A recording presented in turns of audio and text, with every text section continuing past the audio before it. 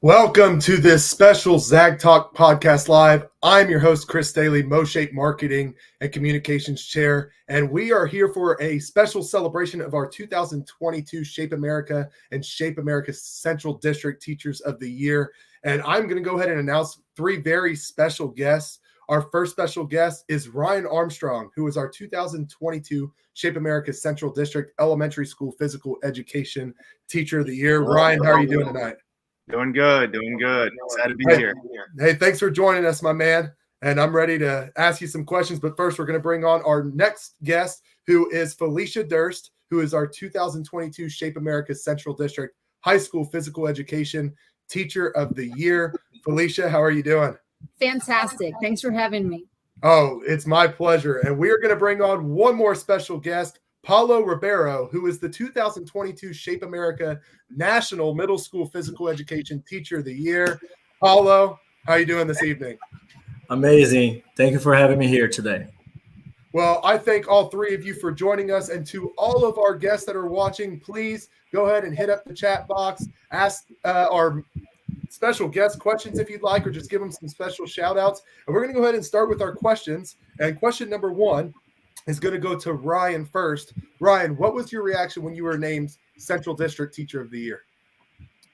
My initial reaction was just completely surprised because it was around December and I'm just going through the school year. It's been a little tough for me this year, but we're pushing through. And I get a text from good old Zach Wheeler, and he's like, "Congratulations on your district tour." I'm like, "Huh? Like what?" And then later during lunch, I checked, and that's how I found out. But he's the first one to kind of spoil the good news for me, I guess to say, and that's how I kind of found out. And it was just nice to know, that there's a program in place recognizing teachers. So I'm just thankful for that as well. But I was completely surprised, really. Didn't really know what was coming. Well, very well deserved for you, Ryan. And Felicia, what about you? What was your reaction when you were named Central District Teacher of the Year? I was shocked as well.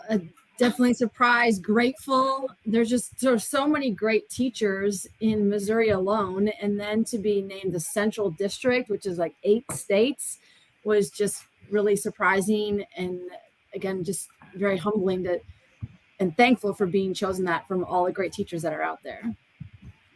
Of course. And very well deserved for you as well. And finally, Paulo Ribeiro, you were named Central District Teacher of the Year, which I'm sure you have a reaction to that. But just recently, we were in New Orleans for Shape NOLA, and you were named the National Middle School Physical Education Teacher of the Year. So you can kind of share your reaction to both. I'm sure you have a pretty cool reaction to those. Yeah, my story is kind of like Ryan's too. Like for the Central District, I kind of actually, I didn't get a phone call or anything like that. I got an email that I checked. So I was very surprised and happy for it, especially when especially Ryan and Felicia, they can talk more about that as well. But we started this whole process last year, back in January, with all the application to go through a state and then Central District. And then, we had the opportunity to apply for national as well. So I was, very happy for that. And then in New Orleans, when I, got the National Teacher of the Year too, I was very honored, humble, to be selected. It's kind of like Felicia said as well, like we have so many amazing teachers. It means a lot, to us, even if you, don't get the national, but Central District, like Felicia said, like be recognized in 8 states. Especially for me, has like a different taste, I would say, because I'm from a different country. And when I came to the country, when I was 21 years of age to go to Missouri Baptist, I barely speak any English. And then when I got in the airport here, 2 Brazilian people that play soccer with me, they said, "Oh yeah, by the way, you're moving to apartment complex." And then the apartment was about 8 miles from the school. I didn't have any money.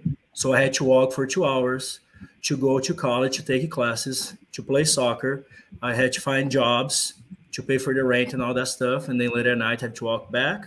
Later on, I had to get a bicycle, so we cut the way a little bit faster. So I was able to do like an hour travel on a daily basis. So when I got the national award there, even the Central District as well, it kind of goes like a little movie inside of your mind. And I always make sure to tell my students that story as well, because it really talks about perseverance.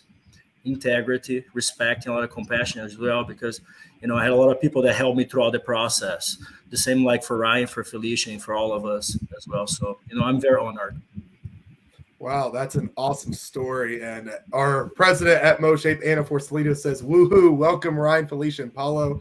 Congratulations. And thank you, Chris, for, my pleasure, Anna. Thank you for the shout out. Paulo, I must say, she's got another one. So many amazing things happening in MOSHAPE. That's what I was just about to say. What's amazing is, we have elementary for Central District. We have elementary teacher of the year. We have middle school. We have high school. We have adapted.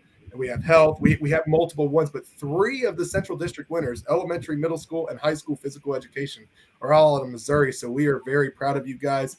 And Paulo, that story about you traveling to school is amazing. It takes me an hour to get to work, but that's in a car. I can only imagine walking or on a bike. So let's move on to question number 2. We're going to start with Felicia. What made you want to be a physical educator?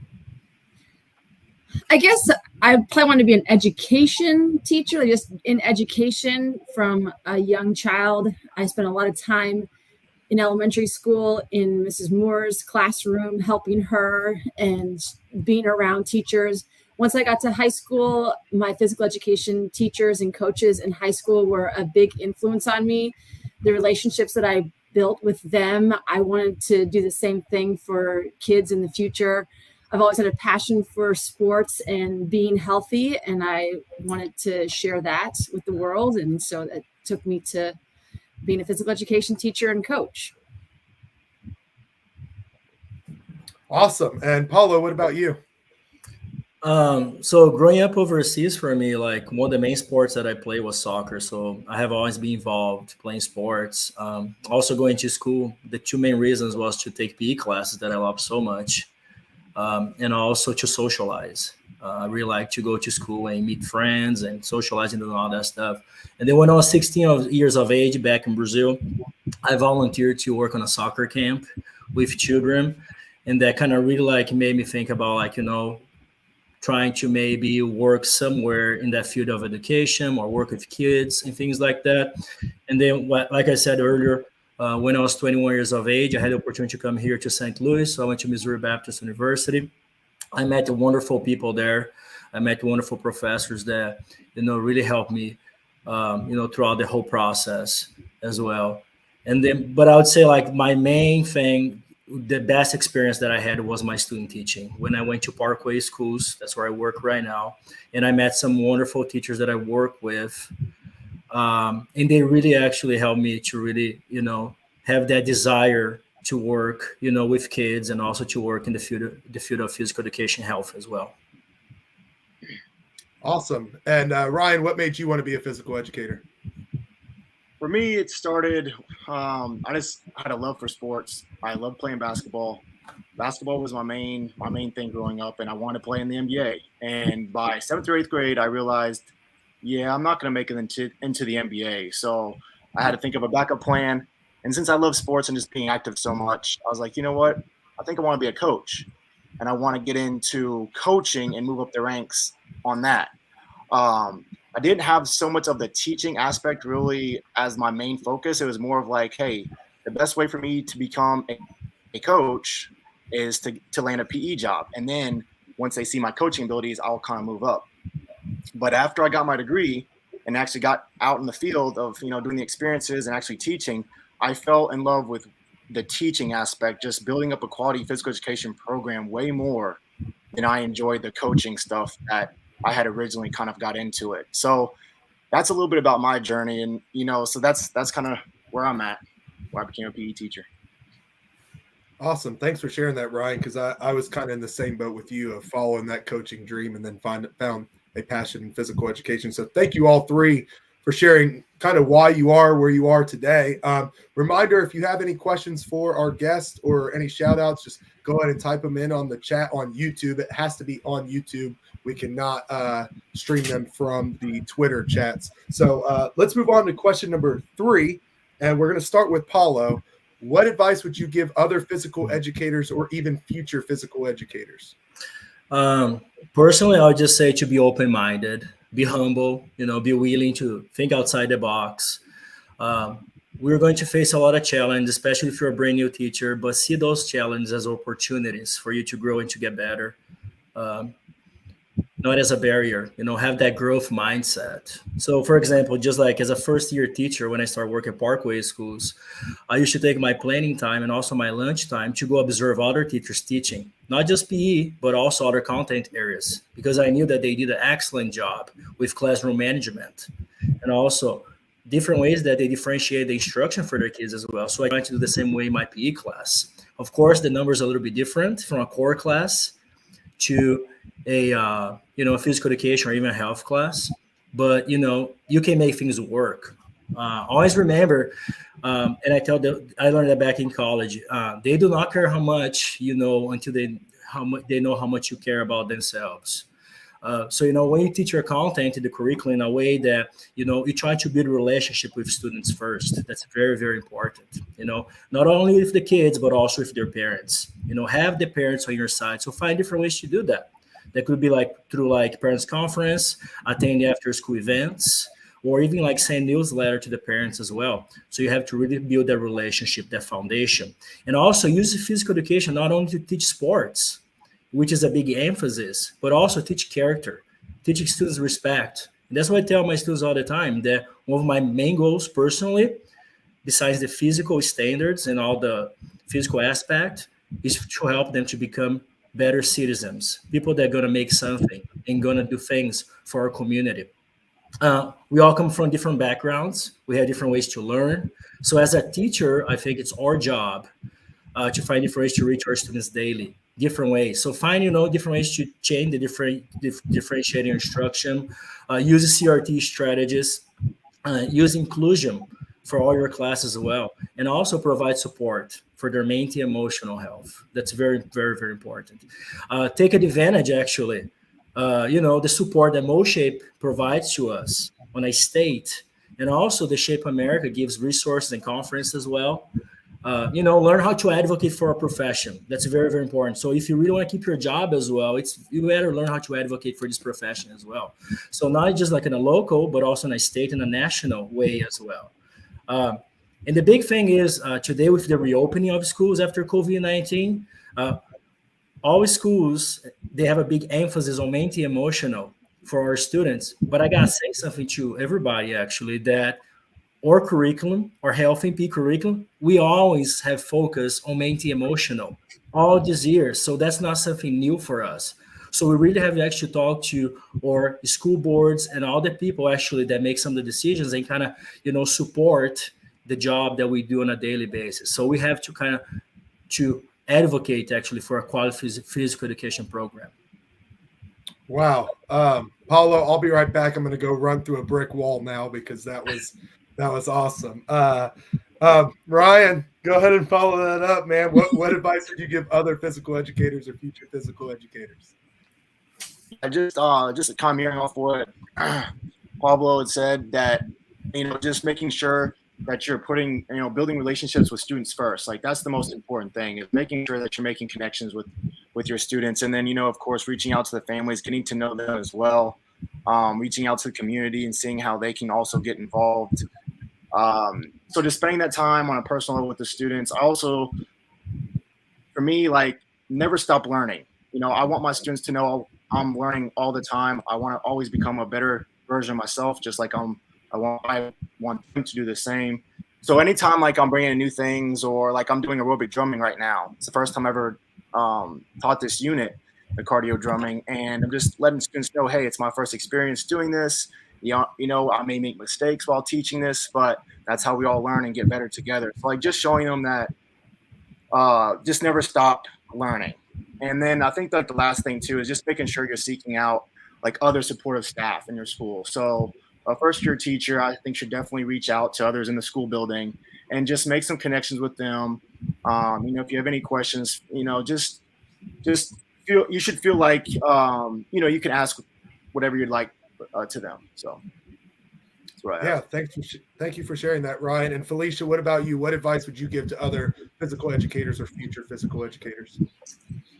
Well, like Paulo and Ryan said, you have to get to know your students and build those relationships with the students find ways to connect with them. If you can go to after school activities to see them, whatever you can do to build relationships, make sure your environment's safe, and set high expectations for your kids and hold them accountable for it.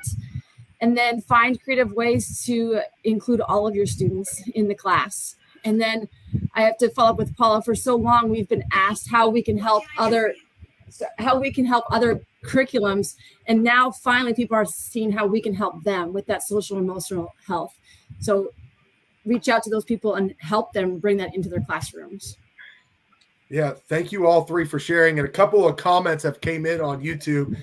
Anna Salido says, people don't care how much you know until they know how much you care. And that's very true. I think Paulo mentioned earlier, there's this big old hot topic of teaching SEL and mental and emotional health in PE. But as Paulo said, we've always done it. It's just we're drawing more attention to it. It's true, our students, we could talk about how much we know, all the awards we've won and whatever. If they know you care about them, they're going to learn from you more. So Anna, thank you for that comment. It means a lot. And coming from Dina all the way in New Jersey, that's my girl. She says, thanks MOSHAPE for this.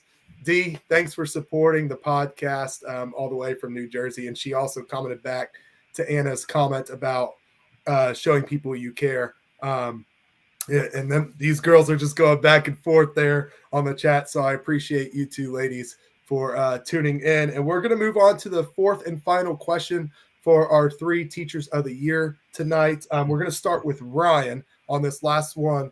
Who would you like to thank for supporting you? Firstly, all the students, all the staff members I've, been blessed to work with. And also my just professional learning network on Twitter. Like literally that's been the best thing that I've ever found. Twitter and YouTube have literally changed the way I teach and continue to teach. But I would not be here where I'm at without the amazing students that I've had over the years. So for sure, to those students, and also for like educator wise, like Terry Drain and Terry Gardner both helped me so much with understanding more about how to implement, how to make sure you're teaching the outcomes and standards, and how to use like a backwards design approach in your teaching to really focus on what do you want the students to learn foremost, and then build that, use those outcomes, then build the activities to reach those. And Terry Drain, Terry Gardner, and Joey Fight all have definitely had a huge role and impact on my teaching when it comes to like the standards-based instruction. Awesome. Thank you. And that's an all-star cast there that you mentioned that have helped you out. Felicia, who would you like to thank for supporting you? I know you have a very interesting story from back in November at MOSHAPE, so I have a feeling we kind of know the answer to some of this. Well, I'd have to thank my parents, of course. I did also come from another country. I moved to the United States from Canada to go to college, and it was about 16 hours away from my home, and my parents were very supportive in that decision, and I have never come home. I've been here now for 26 years, and they have supported me every step of the way, including coming all the way to Lake of the Ozarks for the MOSHAPE Awards in November and surprising me at those awards. The border had only opened from the pandemic about 10 days prior to them arriving, so I had no idea they were going to be there, and they surprised me that day. And then they also were in New Orleans for the Shape America National Awards banquet as well. So they've traveled all over the country watching me teach, play hockey, whatever. So my parents are a huge support system. The curriculum coordinators in Rockwood for helping us design and make a great physical education program in the district. And then my coworkers for doing what's best for kids every day. It's hard work. You can't just roll the ball out. That's not good quality physical education. And you see that a lot of times in high schools.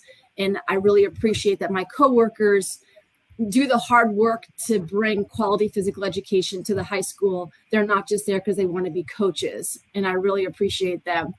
And then, of course, my best friends, David and Denise, for letting me vent to them. They allow me to bounce ideas off of them. They're always giving me great advice. And without them, I would go crazy. Awesome. Thank you for sharing. And Paulo, wrap us up here. Who would you like to thank for supporting you? If you have been at the New Orleans, you kind of know what I'm gonna say. For first and foremost, God. Especially like I said about my story when I got here when I was 21. If it wasn't, because of His grace, I was not able to make it. I would be back in Brazil a long time ago, with my parents. But He was able to provide me the support, the right resources. So I'm really thankful for Him. Also, my family, my wife in particular too, that has always been there for me and kind of put up with me too. My students, like Ryan said, the parents of my students too, they provide a lot of support. The teachers that I work, my co-workers too, administrators that I work in the past that have helped shape me the person I am today, and also as a teacher, my HPE coordinator, my current and also my past one as well. People that I had the opportunity to work at Parkway schools, my college, Missouri Baptist University. I had wonderful professors there, wonderful people, actually, staff as well, that really helped me. MOSHAPE as well, in particular, Dennis, Tom, Melanie, Jennifer, you as well, Chris. I would say that I'm going to put you on that list because, you do a lot to promote. And that's very, very important to advocate for our profession that way, especially with media, which is so powerful. And Shape America too, like in particular to Michelle Carter and Daniel Platt as well, who helped me a lot throughout the process, especially like to the national with all the application. I had a lot of emails, a lot of phone calls and things like that. So they had to put up with me as well. So thank you, Michelle, and thank you, Daniel, as well. Well, thanks for the shout out, Paulo. And I will tell you three, Ryan, Kim Goforth, Felicia, Sally Schulte, and Paulo, Eddie Madison. I've talked to all three of your coordinators throughout the week, and they're just super proud of you guys. And we are proud of you at MOSHAPE. Central District is proud of you guys as well. And just thank you so much for joining the show, taking time as we're wrapping up the school year here. As a fellow physical educator, I know it's a very busy time of the year. So I appreciate you guys taking time to do this, and best of luck to you in the future. And this isn't the last we're going to see of you guys, obviously, with some future plans for each one of you with presentations, which we're going to talk about in a second. But for all of our viewers, if you are in the Midwest area and near Missouri, there is a very, very awesome opportunity for you coming up June 9th and 10th. And you don't just have to be a health or physical education teacher. You could be a school wellness champion or even just a classroom teacher, because we are hosting with Missouri Healthy Schools an event called Champions for Student Wellbeing Kansas City Workshop. And it's in Kansas City. It's going to be an awesome time, an awesome event. Like I said, great presentations. If you would like to register, go to MOSHAPE's website at www.moshape.org. And also, speaking of these three wonderful people on the screen with me, if you'd like to see them present, they will be presenting at our upcoming MOSHAPE convention, November 11th through 13th in 2022, down at the beautiful Lake of the Ozarks in Missouri at the Lodge of Four Seasons. And if you would like to present, you have an opportunity to present as well. Please check our website and our social media channels of how you can sign up and register to be a presenter. Thank you three so much for joining me. I am Chris Stehle signing off. Have a great night.